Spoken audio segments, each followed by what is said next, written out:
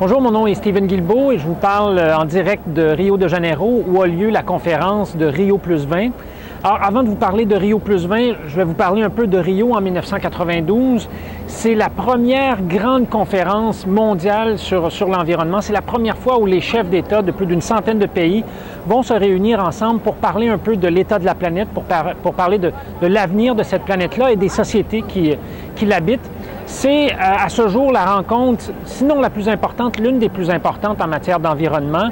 On va adopter à Rio en 1992 3 conventions internationales, donc trois nouvelles lois internationales pour freiner les changements climatiques, pour freiner la désertification et pour travailler à protéger la diversité biologique.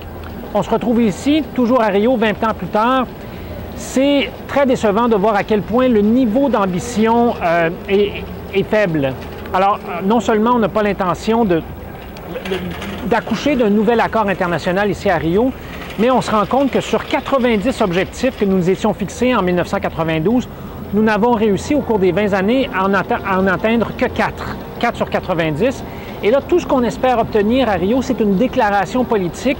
Et ce qu'on constate dans le texte de négociation qui a été rendu public cette nuit à 3 heures du matin, c'est qu'on a reculé sur beaucoup d'éléments. La protection de la pêche en haute mer, sur la question de l'économie verte, sur ce nouvel outil au sein des Nations unies qu'on veut créer, c'est-à-dire un nouveau Conseil de sécurité, l'équivalent du Conseil de sécurité pour l'environnement. Sur la reconnaissance des droits des femmes, notamment dans le cadre de la mise en œuvre du développement durable. Alors, sur tous ces éléments-là, on recule. Les chefs d'État commencent à arriver aujourd'hui.